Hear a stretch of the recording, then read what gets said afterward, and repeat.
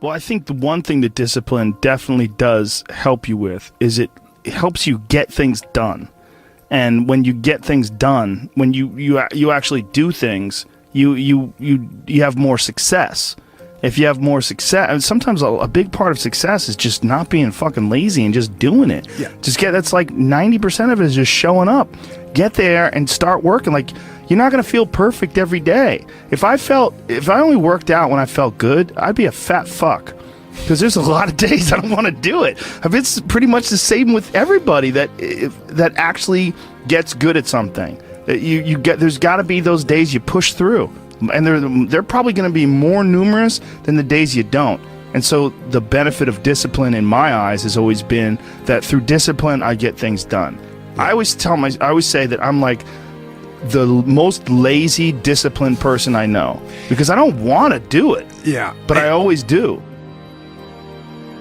One of the big problems is sitting down and doing the work. Mm-hmm. And you got to, and Pressfield talks about that in the most concise and beautiful way, and he labels it like an enemy. He calls it resistance. Mm-hmm. And that you have to sit down, you have to overcome resistance, and that the pro goes to work. And it doesn't matter if you're sick, doesn't matter if you have kids, it doesn't matter what, you're a pro and you go to work. And that just, it puts it in your head that this is what I do.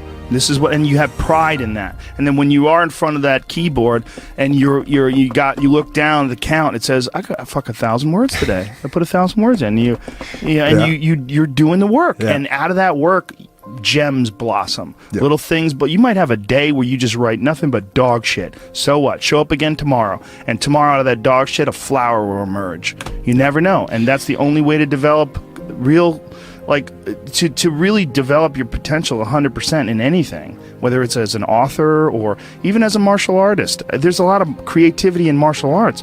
To be a great striker, you have to be creative, because you have to develop patterns or execute patterns that aren't going to be perceived. This idea that life is hard, something you're supposed to shield from them, it's so silly. And, I've had this conversation with my friends, because everybody that I know that's interesting had a fucked up life.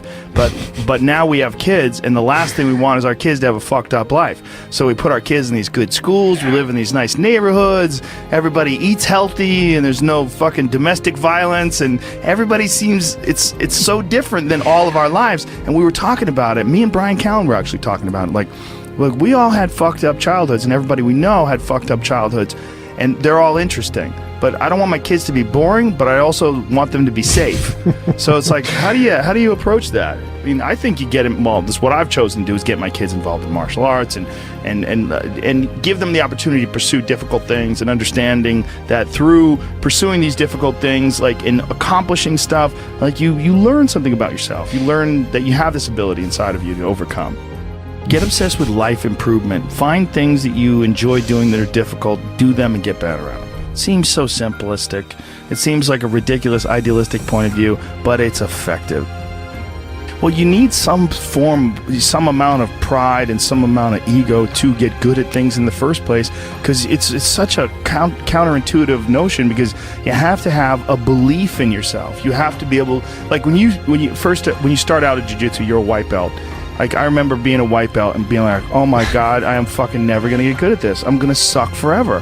But to look at people who are better than you and know they had to have sucked at one point in time. Okay, there's somewhere along the end of this tunnel, there's got to be a light. I just got to keep going. Yeah. And that takes ego, and right? Ego, yeah, I was going to say, ego drives you to be successful, me to be successful. Ego is what's driving you. The problem is when you let ego go too far. Yeah. And everything takes balance. There's a dichotomy in everything. Every part of you has a dichotomy. You can get so into the physical aspects of things that you end up doing a bunch of steroids and going crazy and ruining your health. Right? Yeah. That's not good. Right. The other end of the spectrum, you can sit around and play video games and turn into a... Bodybuilding is a great example of that, because when you start lifting weights, you're like, God, I'd like to be stronger. And you start getting a little bit bigger. You're like, oh, look at that. I got a muscle. Woo, this is cool. And then you keep going, and then you keep going. But some guys get so fucking crazy, they won't stop until they have 22-inch arms. And they want to have thighs that are so big, they have to walk like they've got a barrel in between their legs. And, and they just can't help it. They just take it to some completely unhealthy place. Yeah, that's rough. Yeah, well, it's just the nature of trying to get good at something. You got to recognize what's good and what is just fucking insane. For some people especially, they're just experiencing way too much pressure. And that pressure, a lot of times, it's just an imbalance in perspective. And some of it's, I was talking to this mom once. Her daughter does gymnastics with my daughter, and we were talking about kids killing themselves where she used to live. She used to live in one of the really wealthy tech areas outside of San Francisco, and a bunch of kids that went to school with her daughter that were like 15, 16 were jumping off bridges and shit. Like, it was like an epidemic. And they were trying to figure out what the fuck is going on, and they're literally calling it affluenza. That these affluent kids and their families are literally worth $1 billion. I mean, everybody's super rich, and they're having this insane pressure, like before high school and in high school, to be in Ivy League schools and to get 4.0s and all, and they're not having any fun, and they're not experiencing life, and they don't have any hope, and their parents are all on fucking pills, and they're just killing themselves. For some people out there that aren't feeling good, man, if you just fucking struggled more, you get over that struggle, you feel better. It sounds so simplistic, but I swear by it. I've felt shitty myself, and then forced myself to work out, and after I get out of there, I'm like, whoa, 100%. Fucking it's 100% guarantee. It's hard for people to break momentum too. Momentum that's good momentum, or momentum that's bad momentum. When I get on a good groove of working out all the time, I feel it. Like after I'm done working out, I'm like, yeah, I can't wait to get in there again. I can't wait to work out again. That's the good momentum. But then there's that bad momentum, like you get injured or something like that, and you can't do anything for a couple of weeks, and then to try to get that kickstart that motor up again, it's hard to get momentum. There's a lot of people that are eating shit food, and then by the end of the day, your body's in a crisis. Your body's just processing all this bullshit. And if you're eating a big, bullshit lunch filled with nonsense, like, your body's got to process all that stuff. And so at the end of the day, you're going to lose your willpower. So, like, when 5 o'clock, 6 o'clock rolls around, you're going to be tired. But if you have a healthy lunch, and you're properly fueled, and then you also have positive people in your life, everyone's motivated, by the end of the day, you're going to feel good. Whatever the fuck your thing is, just go and do it. Just force yourself to do it. And if you feel like shit because you ate lunch, then your lunch was, filled with bullshit, well then, hey dummy, don't eat shitty lunch tomorrow. Tomorrow try a nice salad. Try a salad with some salmon and see how you feel then. You're like, hey, I feel way better today at 6 o'clock. Duh. Now your decision making will be better. Like, people don't understand how significant it is. Like, all these little decisions, those are like that's the path for the rest of your existence on Earth. And if you decide to go to fucking Cheetos chocolate chip cookie route, you're just making a shit path. You're carving your fucking path through broken rocks and glass, and it's not the way to go. You know what else doesn't exist in a day-to-day life? A place where it's okay to be a man. It's actually okay to be a man. It's okay to have man thoughts. Like, everybody is so toned down and neutered. It's like human resources and corporate life has watered down people's natural behavior to the point where people are just dying on the inside, sitting in these fucking cubicles, rotting, just freaking the fuck out, having all these thoughts they can't entertain, having to pretend to be someone they are not all day long, putting on this bullshit way of talking, this fake way of thinking. Everybody's got to subscribe to whatever fucking ridiculous policies their company wants to enforce. And you're just a robot, and you get out of there and you just want to scream. It's this fear of discomfort. People have this extreme feeling in their mind when it comes to their associations with exercise. They want to avoid discomfort. They feel like any type of exercise is just like something to be avoided. That's not for me. Fuck that. I don't want to sweat. I don't want to strain. And a lot of times, this association that they have is about the beginnings of getting in shape. It's not about once you're actually fit. Because once you're actually fit, exercise is something you look forward to. It's an alleviation of stress. it feels great. Like if I can't get a workout in, I look at my schedule. I go, oh shit, I don't have any time for a workout, which means I'm not going to get that good feeling. And so instead of looking at it like, oh, I've got to go grunt and sweat, I'm thinking I'm not going to feel good. I'm not going to feel relaxed. I'm not going to feel carefree. And I'm not going to feel even appreciative. Like my appreciation of things, and it gets enhanced greatly after exercise. I just feel better. I feel like I can take things in for what they are rather than, you know, whatever sensory data that I'm getting from any event is just one more distraction that gets in my way. And you know, that's a lot of times how I look at things if I'm overstressed or if I'm working too much. Like our bodies, for whatever reason, most people, their associations are to avoid anything that's uncomfortable. But it's so illogical, because when you look at comfort and you look at success and progress and the feelings of accomplishment and of getting past certain hurdles in terms of like how you feel about life, a lot of those are connected to discomfort. Like discomfort is your friend. It really is. Like discomfort and not being happy and content with certain situations in life or certain feelings in life, they're massive motivators, and they're amazing at facilitating change. And yet our instinct is to avoid those and just sit on the couch and watch some fucking reality show about dudes who make moonshine with our jaw open, like it's bizarre. And for me, at least, when I get like really disciplined and really I get really consistent with my workouts, one of the things that I almost feel momentum. I feel like there's like a push behind me, like, all right, like after I get out of the gym, I have a really good workout. I'm like, yeah, now I'm doing it. I'm doing it all the time now. And I'm looking forward to the next time. And it makes that resistance much weaker, and it makes my motivation and my discipline much stronger. I think a lot of it is based on just the consistency. You know, it's one of the things that I talked about recently on the podcast. I said, you know, like blowing something off, it's not just not good. Like blowing off an exercise that you planned is not just bad for you physically. It's also bad mentally, because then that option is now available. The option to fuck off is available. And you did it before, and you're probably going to do it again, and you'll get mediocre results, not just in that aspect of your life, but maybe in all aspects of your life. Because I think that option to fuck off, when you embrace it, that is a pathway that you might choose when it comes to dealing with conflict in your personal life, dealing with business decisions, dealing with career decisions, like an uncomfortable decision that you might be faced with, where you need to make a change as far as like what your pathway is in life, but you don't do it. Instead, you fuck off.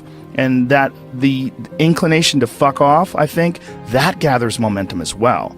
The inclination to be disciplined, that comes with momentum too. And I think both things, like you take a path, like the path of the healthy person or the path of the fuck off. Like this is not, like your body is like a race car that you can juice up yourself. Like you can add the fat tires, you can add the improved suspension, you can beef up the horsepower in the engine. You could do all that yourself. Or you could just choose to have this shitty body that's always falling apart on you, because we're essentially ecosystems. You know, and we're in charge. This weird consciousness that has all this resistance and has all this inclination towards comfort and fucking off and blowing things off is what is in charge of making all these things happen that keep this ecosystem healthy. It's almost like if Earth itself had like a shitty manager. You know, if like there was a natural manager of Earth that was like, oh God, who cares if it rains? Oh God, you know, like I'm gonna stop growing things. I don't give a shit anymore. It's all stupid anyway. I mean, it's literally like the just blow it up. Yeah. Fuck it, let's just kill all the life. It's all gonna die eventually. I mean, the sun only lasts 7 billion years. You see, that is the perspective a lot of people take with aging, where it's like, well, you're gonna die, you're gonna age, you can't stop aging. And it's like, yes, you're right, but that's not the point. The point is to age better.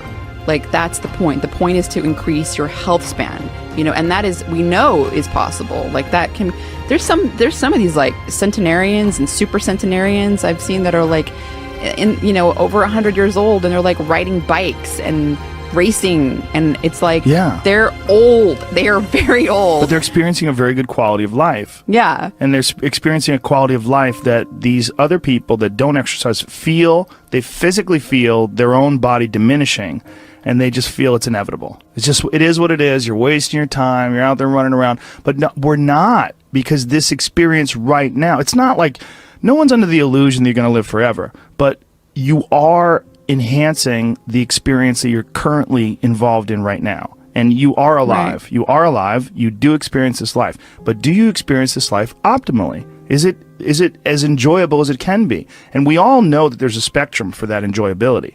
Like, we've all had times in our life where it's not been so great. And then times in our life where everything came together, like, what a fucking great day. Woo!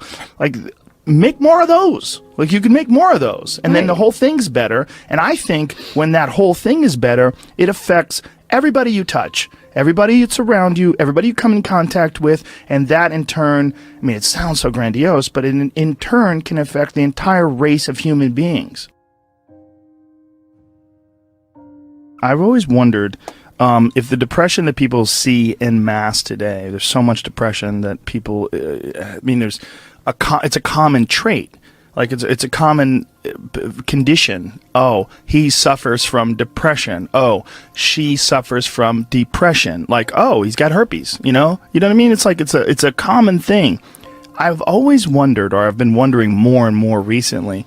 It really hit me when, have you ever seen Heinmo's Arctic Adventure? This guy lives in this incredibly remote area of the Arctic National Wildlife Refuge in the Alaskan interior, and he lives in this really small log cabin, and he hunts and gathers, and that's all he does. And he's very smart.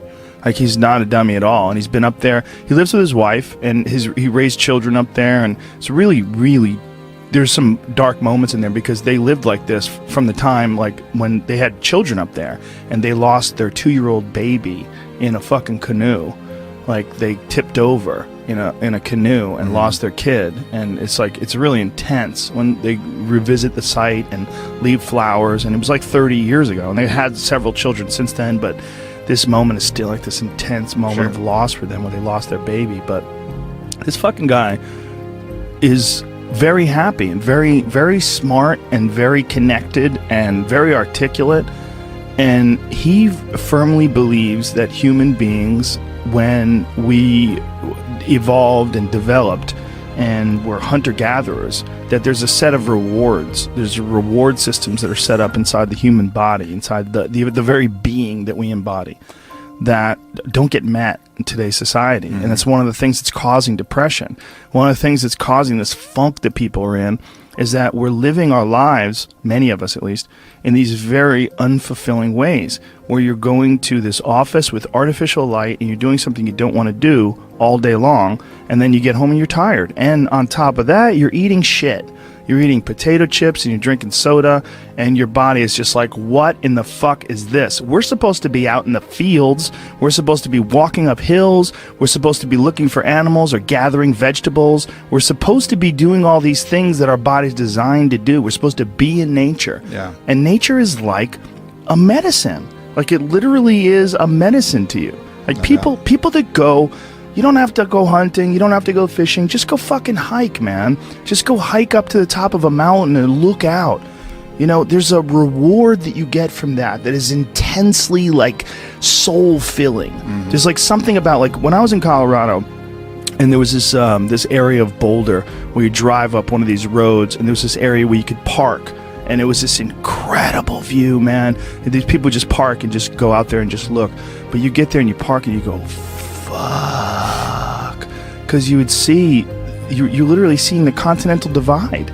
These snow-capped mountains in July. Yeah. In July, it's covered with snow. Because those mountains don't give a fuck. Perspective. Oh. You know, just this whole new perspective on it. And I think nature, the ease of suffering is always in presentness. You know, when you're in presentness, truly locked in presentness, there is no suffering. There can be pain, but no suffering. Suffering is something created by our own minds. And I think nature is one of the great ways to do this, because humans, we take cues from our environment. And nature, as I was saying earlier, is always in the present.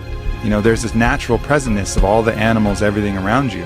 Whereas if you get around a bunch of people watching Housewives and stressed about this and popping pills, you're going to take on that energy too, and you're going to lose your presentness because of your surroundings. So it's like this ultimate regrounding tool where we get back to present moment again. Yeah. You know, and that's such a fucking key element to human happiness. And I think the other key element is having something we're fighting for. You know, having a mission. I think we're all forces, and that force needs to have an effect, needs to have a reason that it's moving in a certain direction. And I think with all of our needs and all of our needs met, you know, where we don't have to hunt for food, we don't have to acquire everything, everything's relatively easy, and it's all about advancement and all this. We've lost a lot of the basic mission, which was the mission to survive and procreate, you know, and we haven't replaced it with any other universal mission, which is, I think, one of the big allures of these things like wars and these things like creating an enemy. Well, at least then you have a mission. And when you have a mission, human beings are happy. You know, like Bertrand Russell talked about, he did a book, Conquest of Happiness, and he had his own fucked up attributes. Every time I bring him up, people talk about his fucked upness. He was into phrenology, and he might have been a racist, whatever, but he was a good philosopher. Smoked constantly. Yeah. But anyways, he talked about the happiest person he knew.